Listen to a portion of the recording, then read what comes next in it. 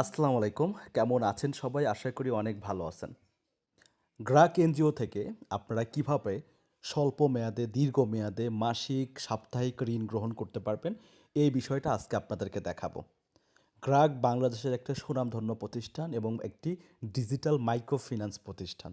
এই digital micro finance প্রতিষ্ঠান থেকে কত টাকা ঋণ নিতে পারবেন, কিভাবে নিতে পারবেন, কী ডকুমেন্টসের প্রয়োজন হবে, আজকের এই ভিডিওতে জানতে পারবেন। গাক বাংলাদেশের একটা সুনামধন্য প্রতিষ্ঠান হলেও এর অনেক জায়গায় কিন্তু এর ব্রাঞ্চ নেই। তো তারপরেও তারা চেষ্টা করছে সারা বাংলাদেশে তাদের ব্রাঞ্চগুলো বৃদ্ধি করার জন্য। তো আজকের একটা আপুর কমেন্টে একটা সাবস্ক্রাইবার আমার, তার কমেন্টে এই ভিডিওটা করা। ওনার নাম মনিকা। উনি লিখেছে যে গাক এনজিও থেকে একটা ভিডিও দিতে। তো তার কমেন্টের উপর ভিত্তি করে আজকের এই গাক এনজিও থেকে কিভাবে আপনি ঋণ গ্রহণ করবেন সেই বিষয়ে ডিটেলস ভিডিও আপনাদের দিব।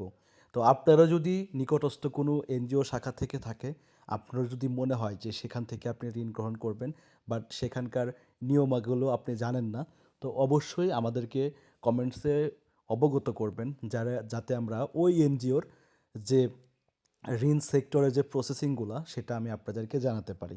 তো আর কথা বাড়াবো না, তো চলেন গ্রাহক এনজিও সম্পর্কে জানি এবং এই গ্রাহক এনজিও থেকে আপনি কিভাবে ঋণ গ্রহণ করবেন সেই বিষয়ে বিস্তারিত আলোচনা করা যাক। তো ভিডিওটা শুরু করার আগে একটা কথা না বললেই নয়, আপনি যদি আমার চ্যানেলের নতুন দর্শক হয়ে থাকেন অবশ্যই সাবস্ক্রাইব করবেন।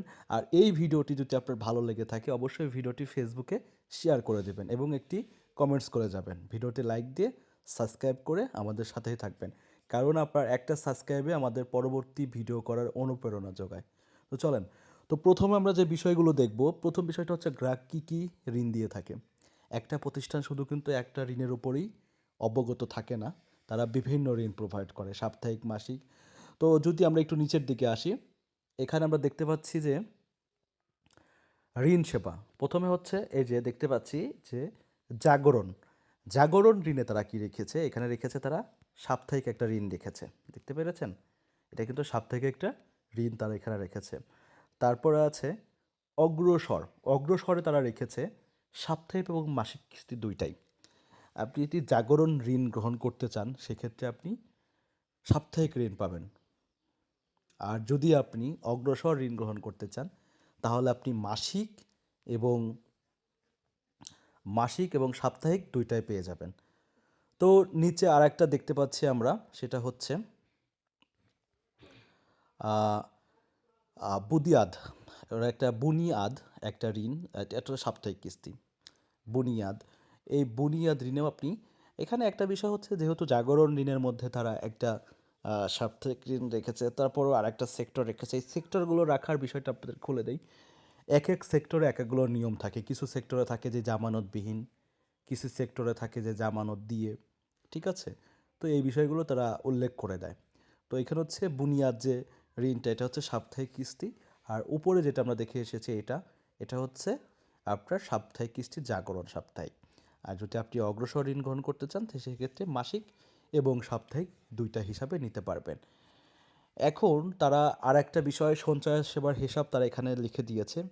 যদি আপনি সঞ্চয় রাখেন, অর্থাৎ যদি সঞ্চয় ডিপিএস রাখেন, যেটা আমরা ইংলিশে বলি, সঞ্চয় হিসাবটা অনেকেই কম বোঝে, আমরা বাঙালি হলেও কিছু কিছু ইংলিশটাই বেশি বুঝি।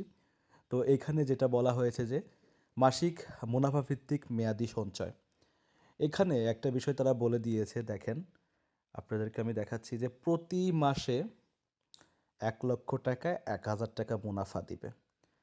অর্থাৎ আপনি যদি প্রতি মাসে এই গ্রাহক এনজিওতে 1,00,000 টাকা জমা রাখেন তাহলে এখান থেকে আপনি 1,000 টাকা মুনাফা পাবেন। এটাকে মুনাফা, সুদ, ইন্টারেস্ট আপনি যে হিসাবে ধরে নিতে পারেন। আর যদি আপনি দ্বিগুণ মুনাফা নিতে চান, 1,00,000 টাকায় 1,00,000 টাকা নিতে চান, সেক্ষেত্রে 7 বছর জমাকৃত টাকায় দ্বিগুণ হয়। আপনি যদি ফিক্সড ডিপোজিট করেন, এখানে বলা আছে আপনি যদি ফিক্সড ডিপোজিট করেন তাহলে আপনি 7 বছর জমা রাখলে আপনার টাকাটা ডাবল তারা এখান থেকে দিয়ে দিবে। এটা হচ্ছে ফিক্সড ডিপোজিট সিস্টেম।